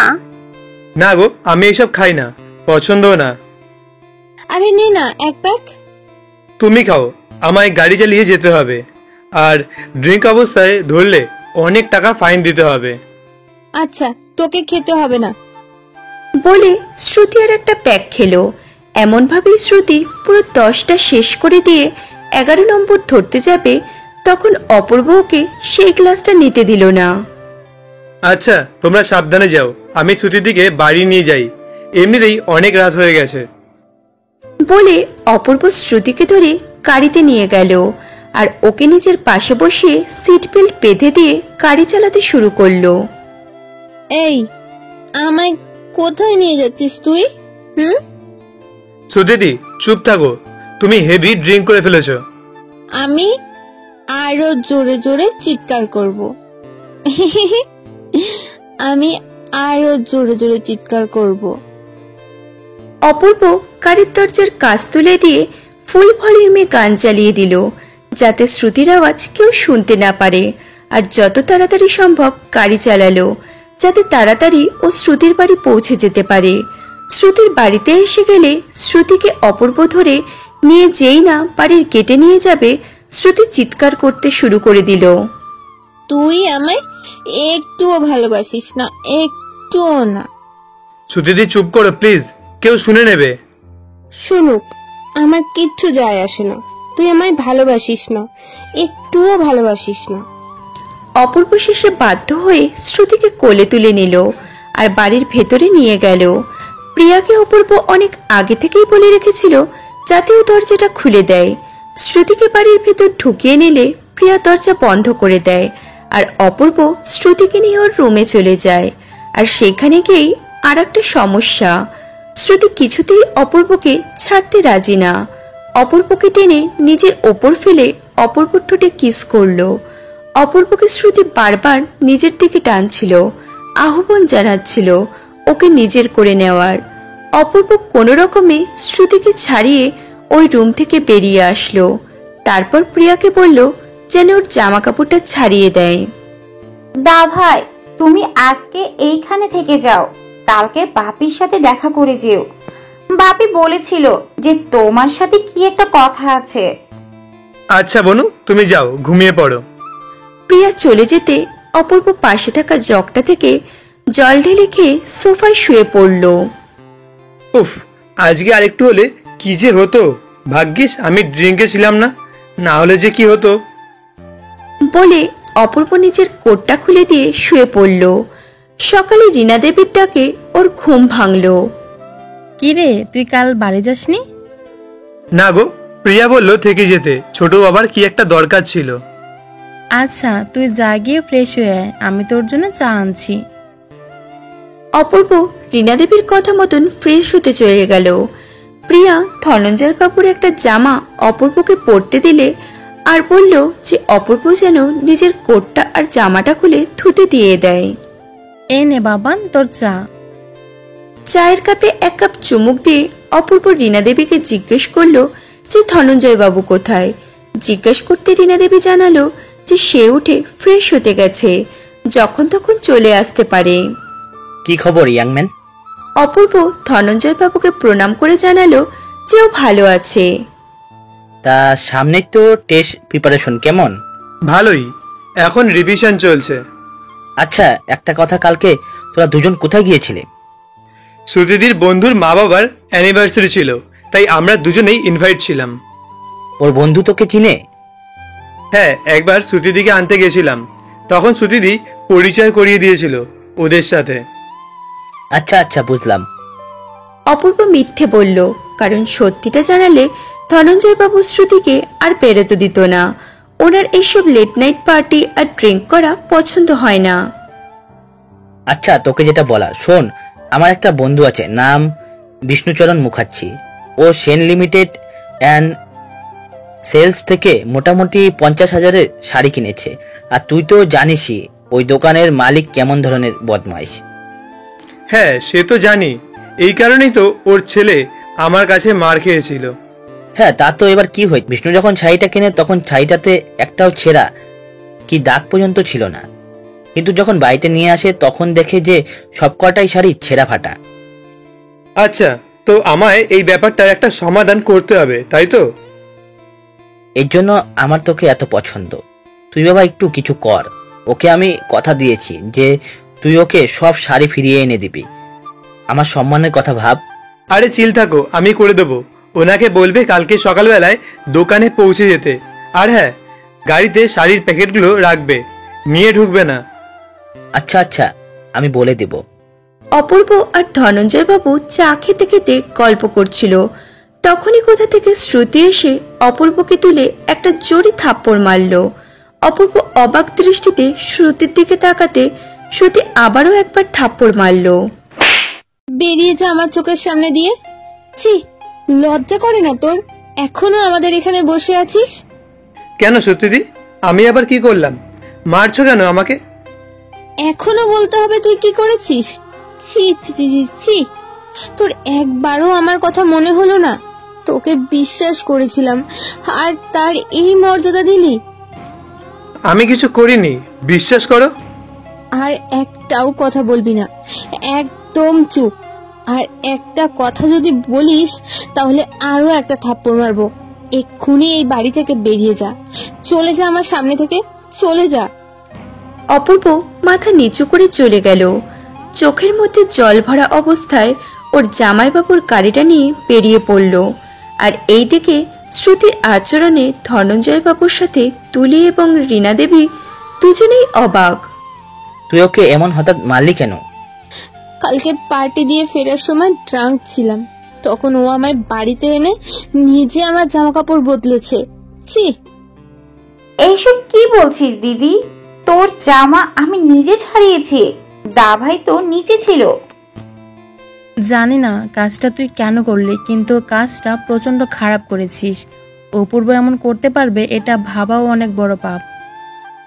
বলে রীনা দেবী, তুলি আর ধনঞ্জয় বাবু উঠে চলে গেলেন, আর শ্রুতি মাথায় হাত দিয়ে বসে পড়ল। এইটা আমি কি করলাম? অপূর্বকে এত বড় ভুল বুঝলাম। ও তো কালকে পারলে আমার সাথে অনেক কিছুই করতে পারতো, কিন্তু তাও আমাকে সামলে রেখে বাড়িতে আনলো। না, আমায় ওকে মানাতেই হবে। শ্রুতি একটা ভালো জামা কাপড় পরে নিয়ে দৌড়ে চলে গেল অপূর্বর বাড়ি, কিন্তু ওইখানে গিয়ে ও জানতে পারলো যে অপূর্ব কালকের পর আর বাড়ি ফেরেনি, হয়তো স্কুলে চলে গেছে। শ্রুতি বাড়ি থেকে বাইরে এসে শুভমকে ফোন করলে জানতে পারে যে অপূর্ব আজকে স্কুলে যায়নি। শ্রুতির মাথায় চিন্তার পাহাড় ভেঙে পড়ে, কারণ না অপূর্ব নিজের বাড়িতে আর না গেছে স্কুলে।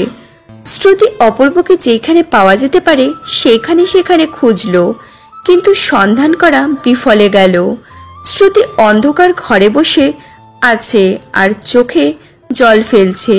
হঠাৎ একটা ফোন আসায় ও ফোনের দিকে তাকায়, দেখলো বিক্রম ফোন করেছে। ফোন তুলতে বিক্রম জানালো যে অপূর্ব ওর বাড়িতে এসেছে আর আজকে এখানেই থাকবে। কথাটা শুনে শ্রুতি একটু শান্তি পায়। শ্রুতি অপূর্বর সাথে কথা বলতে চাইলে বিক্রম জানায় যে অপূর্ব এখন কারোর সাথে কথা বলার ইচ্ছে নেই। শ্রুতি ফোনটা কেটে দেয়।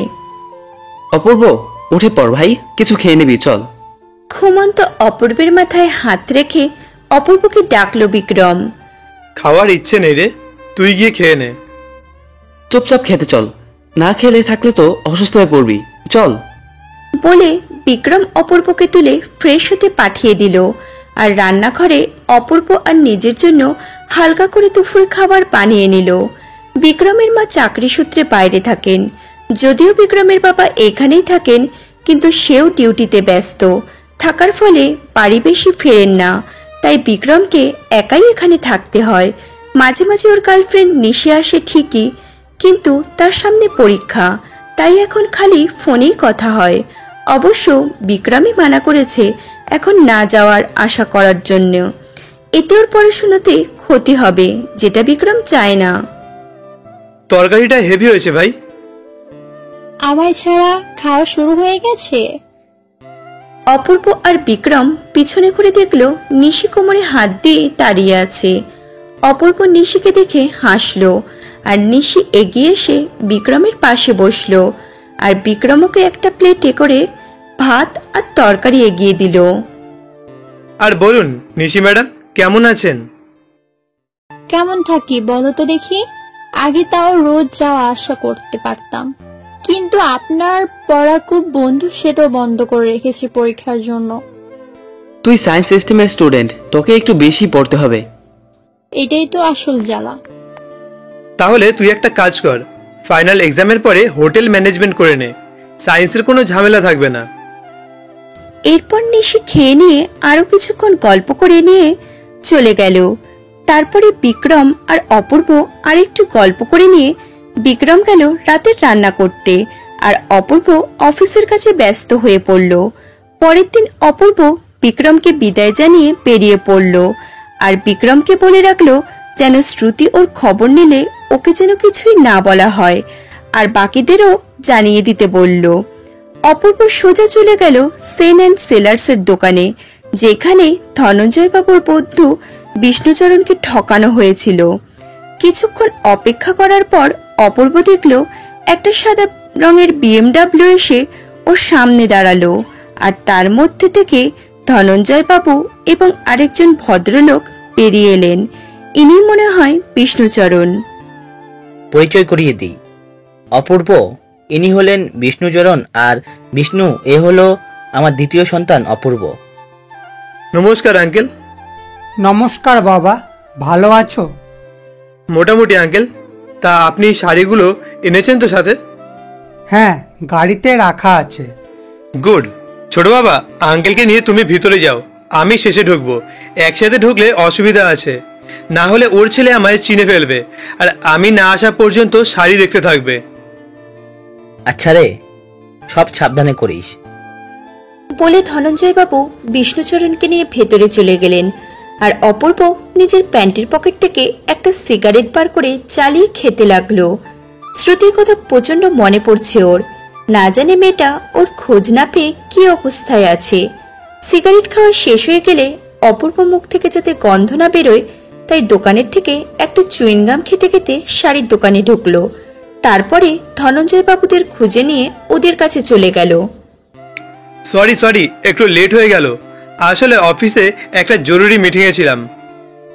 তোকে নিয়ে পারা যায় না, আর সামনেই তোর বিয়ে, আর তুই কি না এখনো কাজেই ব্যস্ত? আরে বাবা, বিয়ের জন্য 1 মাসের মতন অফিসে যেতে পারবো না, তাই এখনই সময় থাকতেই গুছিয়ে নিচ্ছি।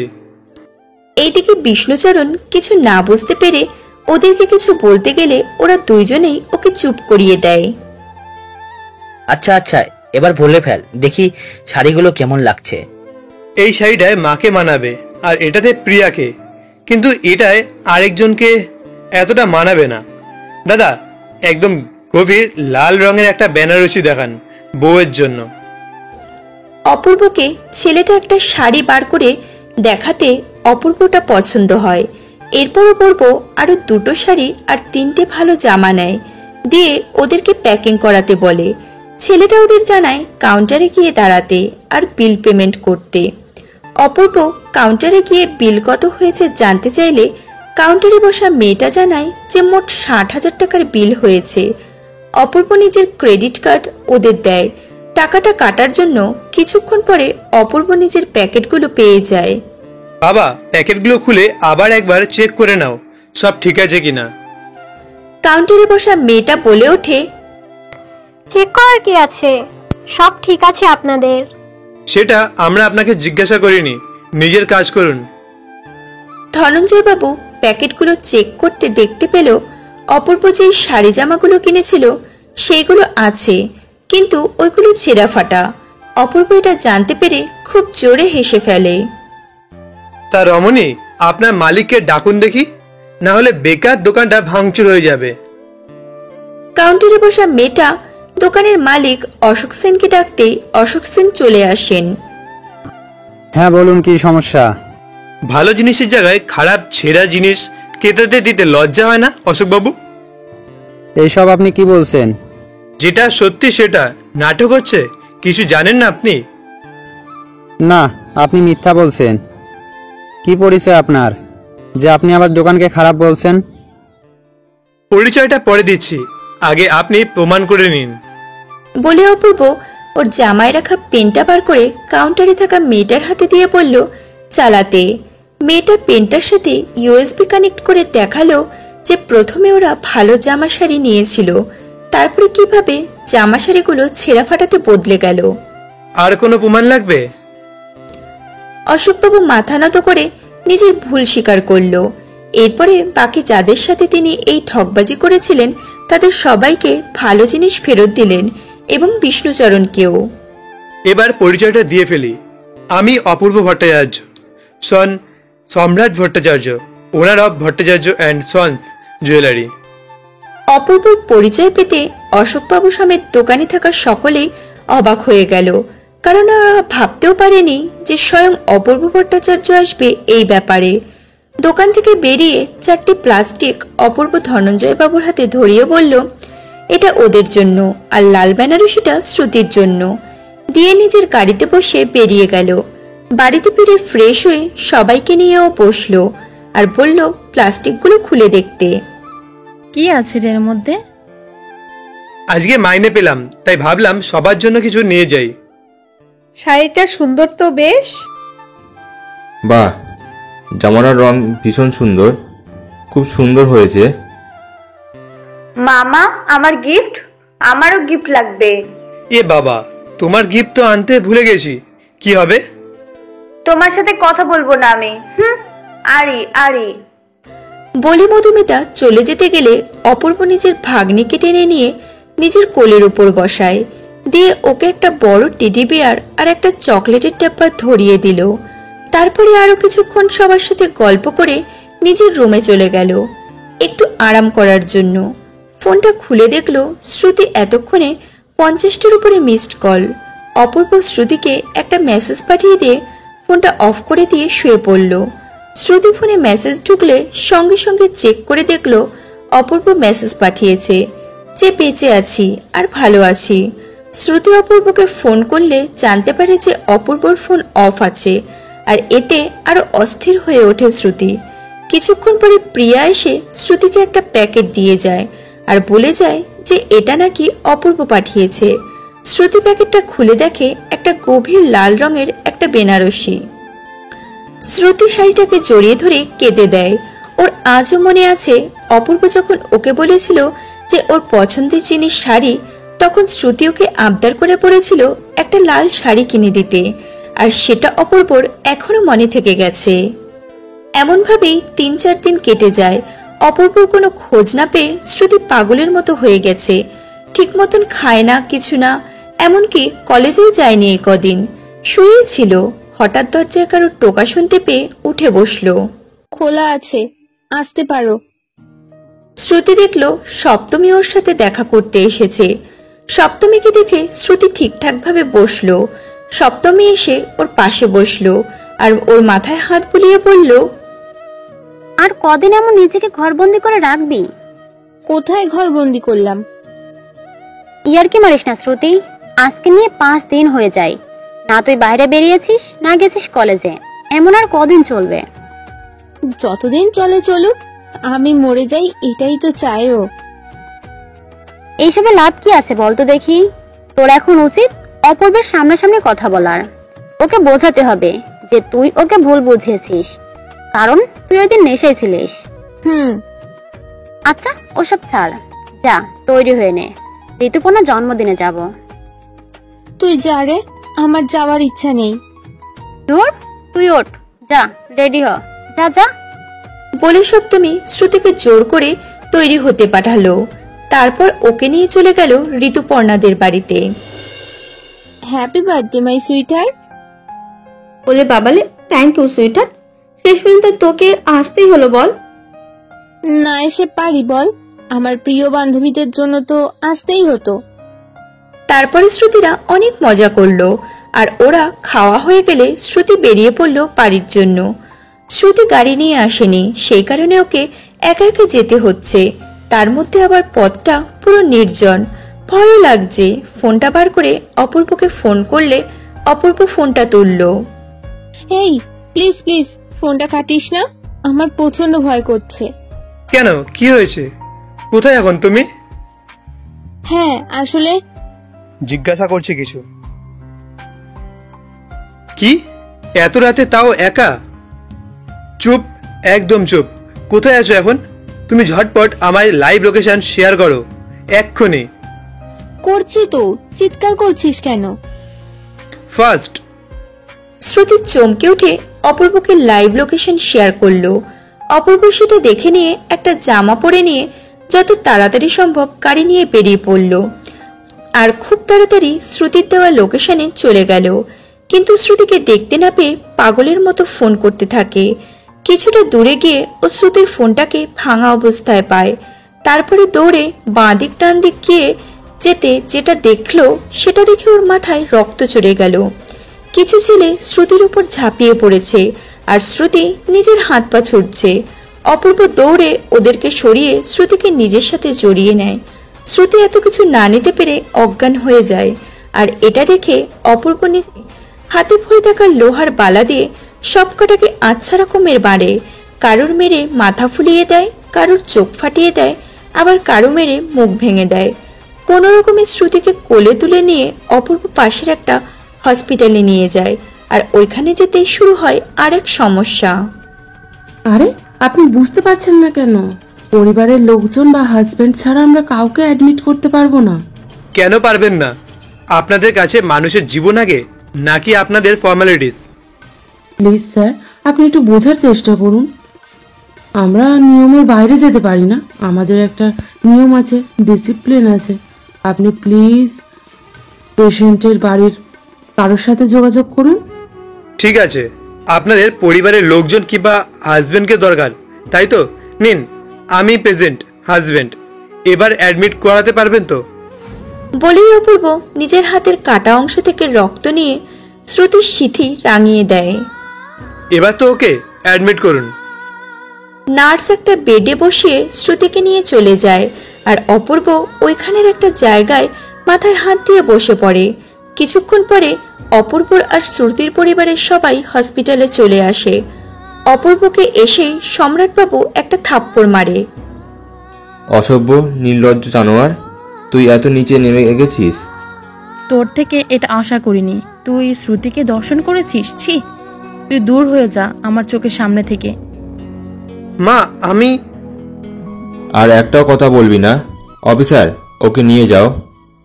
অফিসার অপূর্বকে টানতে টানতে নিয়ে চলে গেল। অপূর্বর এখন নিজের উপরে কোনো অনুভূতি নেই। খুব কাঁদতে ইচ্ছে করছে অপূর্বর, চোখ ফেটে জল আসছে।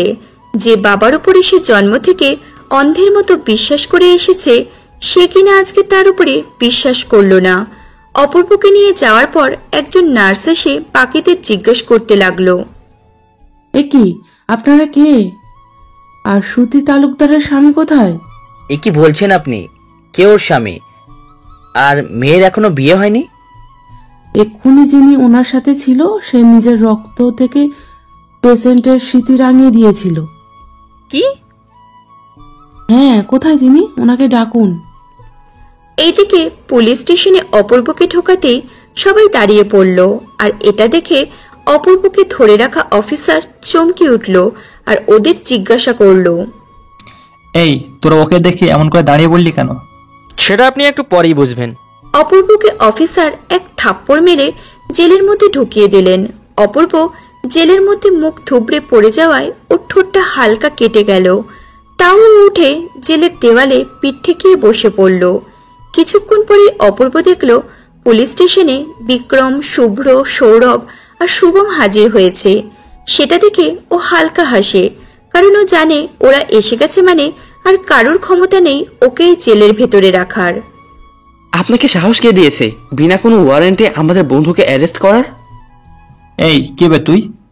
কার সামনে দাঁড়িয়ে কথা বলছিস তুই জানিস?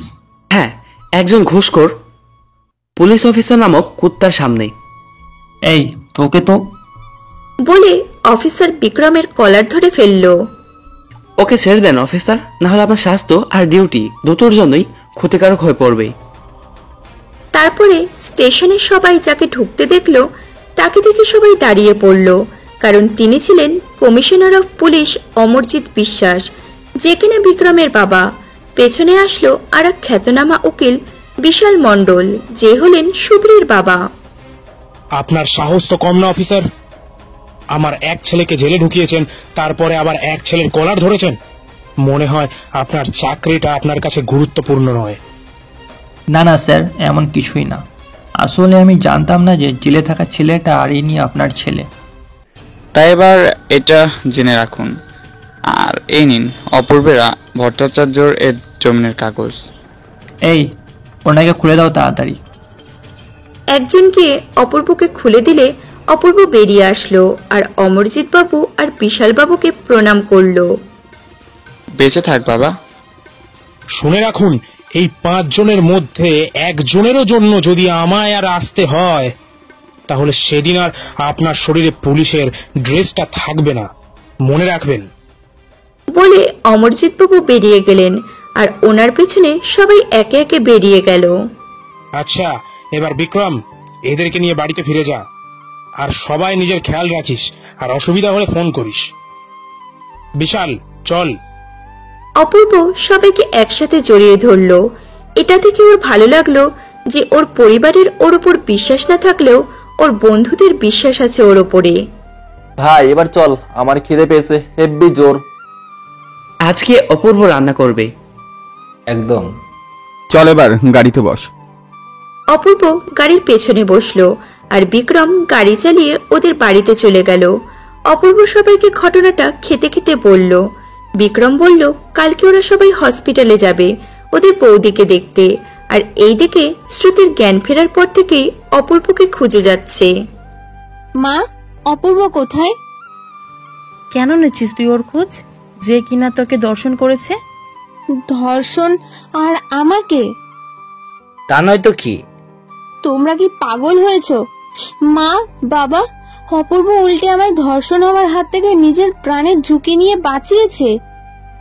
কথাটা শুনে রানী দেবী অজ্ঞান হয়ে পড়ে গেলেন আর সম্রাটবাবু মাথায় হাত দিয়ে বসে পড়লেন, কারণ তিনি তার নির্দোষ ছেলেটাকে ধর্ষণ নামক এক বীভৎস পদবি দিয়ে পুলিশের হাতে তুলে দিয়েছেন। পুরোটা শোনার পর শ্রুতি খুব জোরে হেসে ফেলল আর সম্রাটবাবুকে বলে উঠল, কি জানো পাপা, তুমি কোনো ছেলের ভালোবাসার যোগ্যই না। সায়নদা মুসলিম একজনকে বিয়ে করায় তোমরা ওকে ত্যায্য পুত্র করলে, আর আজকে অপূর্বকে বিনা কোনো দোষেই পুলিশের হাতে তুলে দিলে। শ্রুতি, কি শ্রুতি? হ্যাঁ, যে ছেলেটা নিজের জীবনের তোয়াক্কা না করে তোমার মেয়েকে বাঁচালো, আর তাকে তোমরা পুলিশের হাতে তুলে দিলে। আর আদিত্যদা, তুমি না ওকে নিজের ভাই মানতে?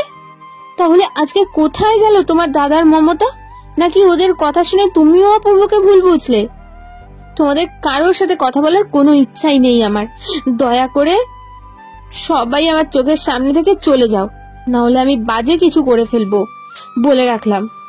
এখনো দাঁড়িয়ে আছো কেন? Get lost. সকালবেলায় অপূর্ব সবাইকে নিয়ে হসপিটালে পৌঁছালো, কিন্তু ধাক্কা খেলো এমন একজনের সাথে যাকে অপূর্ব এখানে আশা করেনি। নিজের বড় দাদাকে জড়িয়ে ধরে কেঁদে দিল অপূর্ব। হ্যাঁ, এটা ছিল সায়ন, যার সাথে অপূর্বর ধাক্কা লেগেছে। আমাকে দেখি কারোর চোখেই পড়ে না। ভাবিজি, আসসালাম ওয়ালাইকুম। ওয়ালাইকুম আসসালাম। দেবরজি, ইনি কে মাম্মাম? এটা তোমার একমাত্র কাকামণি হয়। হিয়াকে অপূর্ব কোলে নিয়ে চুমু খেয়ে বলল, কেমন আছো হিয়া রানী? খুব ভালো, তুমি কেমন আছো কাকাই? হেবি, খুব ভালো। তোমরা এখানে কি হয়েছে? অপূর্ব এরপরে ওদেরকে সবটা খুলে বলল। শেষ পর্যন্ত শ্রুতিকে বিয়ে করতে হলো তোমাকে? ওই আর কি। তাহলে অপূর্ব, চলো আমরা এবার থেকে একসাথে থাকবো। নিয়ে চলো আমার যাকে। সে আর বলতে। অপূর্ব তারপরে হসপিটালের ভেতরে সবাইকে নিয়ে ঢুকলো। অপূর্বকে দেখে সম্রাটবাবু ওকে এগিয়ে এসে জড়িয়ে ধরতে গেলে অপূর্ব হাত দেখিয়ে থামিয়ে দেয় আর বলে, যে বাবা অন্যের কথায় নিজের সন্তানের ওপরে অবিশ্বাস করে, তার কোনো মতামত আমার লাগবে না। যা বলবি সেটা করতে রাজি। কেউ আমার বাবা নয়, আমি অপূর্ব ভট্টাচার্য, এটাই আমার পরিচয়। সরুন, আমাকে আমার স্ত্রীর কাছে যেতে দিন। অপূর্ব সবাইকে সরিয়ে দিয়ে শ্রুতির কেবিনে চলে গেল। গিয়ে দেখলো শ্রুতি শুয়ে আছে। শ্রুতির কাছে গিয়ে ওর মাথায় হাত রাখতে শ্রুতির ঘুম ভেঙে গেল। শ্রুতি উঠেই অপূর্বকে জড়িয়ে ধরলো আর অপূর্ব শ্রুতির মাথায় হাত বুলিয়ে দিতে লাগলো। জানো, তোমায় কত মিস করছিলাম। বাবা, তুই থেকে ডিরেক্ট তুমি? স্বামীকে তো তুমি করেই বলে। তা কিভাবে জানলে আমি তোমার স্বামী? আর তুমি কেমন আছো? কালকে যে কীর্তি করেছো সেটার পর সারা হসপিটাল জেনে গেছে তুমিই আমার স্বামী। এবার বাবু হওয়া বাকি, তাই তো? খুশ, পাগল একটা। অপূর্ব শ্রুতির কপালে একটা কিস করে ওর মাথায় হাত বুলিয়ে দিয়ে বলল, এখন কেমন লাগছে? অনেক ভালো। আচ্ছা অপূর্ব, আমার একটা কথা রাখবে? কি বলো? তুমি সবাইকে ক্ষমা করে দাও প্লিজ। অপূর্ব কথাটা শুনে একটু গম্ভীর হয়ে গেল। তারপরে শ্রুতির দিকে তাকিয়ে সবাইকে ভেতরে আসতে বলল। আমি সবাইকে ক্ষমা করার কেউ না, কিন্তু আমার একটা কথা রাখলে আমি আবার ফিরে আসব। যা বলবি সেটা করতে রাজি। বেশ, তাহলে দাদাই, বৌদি আর হিয়াকে নিয়ে ভিতরে আসো। অপূর্বর কথাটা শেষ হতে সায়ন ভেতরে আসলো। সায়নকে দেখে রানী দেবী কেঁদে দৌড়ে গিয়ে ওকে জড়িয়ে ধরল। সম্রাটবাবু অপূর্বর কথা মেনে নিল। এরপরে কিছুদিনের মধ্যে অপূর্ব আর শ্রুতির বিয়ে হয়ে যায়। শ্রুতির এতদিনের ভালোবাসা আর একমাত্র চাওয়াকেও শেষ পর্যন্ত পেয়ে যায়। সমাপ্ত হলো আজকের গল্প এইখানেই।